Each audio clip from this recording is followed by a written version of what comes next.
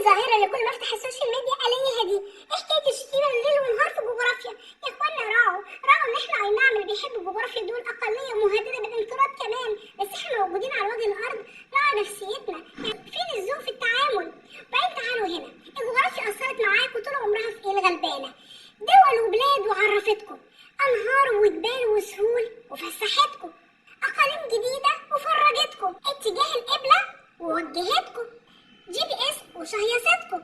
هتعمل اكتر من كده الغلبانه. الصراحه الجغرافيا مفيش اي لوم عليها خالص. كل ما حد يتكلم هو ده جو مصر معتدل يا جغرافيا الكلب. الجغرافيا ذنبها ايه؟ هي قالت لكم تتفشخروا زياده عن اللزوم وفي الاخر الجو اتقلب على دماغتنا كلنا كده.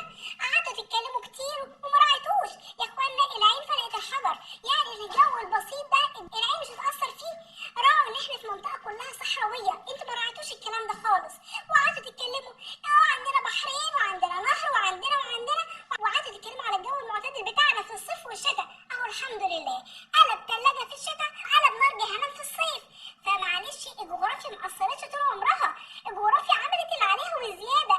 انتوا اللي فشخرتوا زياده عن اللزوم واتقلبت على دماغتنا كلنا. كنتوا تقعدوا تقولوا الحمد لله احنا بيجيلنا السياحه العربيه في الصيف عشان احنا جونا معتدل في الصيف وهم بقى عندهم جهنم. الحمد لله بقى عندنا جهنم اكتر منهم، بس الفرق انهم عندهم تكييفات وعندهم احنا حتى الكهرباء مش موجوده. الحمد لله على كل شيء. وتيجوا تقولوا ايه وفي الشتاء بقى بتجيلنا السياحه الاوروبيه عشان هم عندهم جو ثلاجه، احنا عندنا جو دافي. برضه في الشتاء بقى الجو عندنا ثلاجه، بس الفرق عندهم دفايات واحنا الحمد لله ما عندناش دفايات ولا الامكانيات بتاعتهم.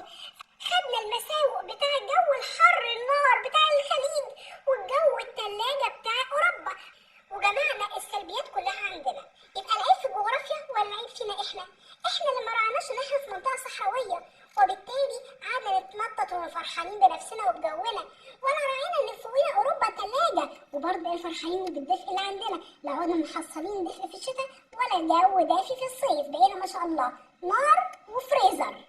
والناس اللي قاعدين يشتموا في بعضهم على النت على الصيف احلى ولا الشتاء احلى، اتلهوا انتوا الاتنين.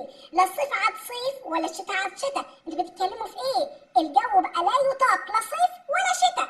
الصراحه يعني احنا هنقلب على الربيع والخريف، تبع الربيع والخريف اللي قاعد يقول لك ادخل بقى كتاب الدراسات بتاع سنه 6 صفحه 60 وقطع الورقه دي ولع فيها. على فكره لما تحب تسال بقى اسال اهل الذكر، اسال المسؤولين.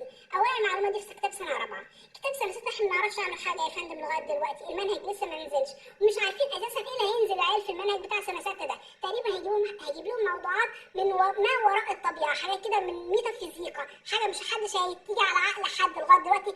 فبلاش فتي كتير بس. اما بقى لو عايزين بجد تولعوا في كتاب سنه 4 انا معاكم. انا معاك في الشر ده. يلا ونتوكل على الله ونولع في الكتاب بتاع سنه 4 وبقى بقيه الكتب عادي، يعني مفيش مشكله. ما تفرقش مع الطالب مش تفرق معاه، هم اساسا وجعين قلبنا. فبالتالي عايزين تحرقوا قولوا لي وانا اقول لكم الكتاب الصح اللي تحرقوه، لكن كتاب سنه 6 احنا ما نعرفوش اساسا لسه ما نزلش، فما ادلكوش يعني على الحكايه دي. الوضع بقى كارثي والجغرافيا ملهاش اي ذنب، والتغيرات دي لو استمرت ربنا يسترها علينا يا رب جميعا. طبعا بس هقول لكم بسرعه قبل ما النور ما يروح، كويس فرصه ان هو موجود لغايه دلوقتي. يلا دمتم في امان الله. عجبكم المقطع ما تنسوش شير ولايك وسبسكرايب، ونتقابل في مقطع جديد.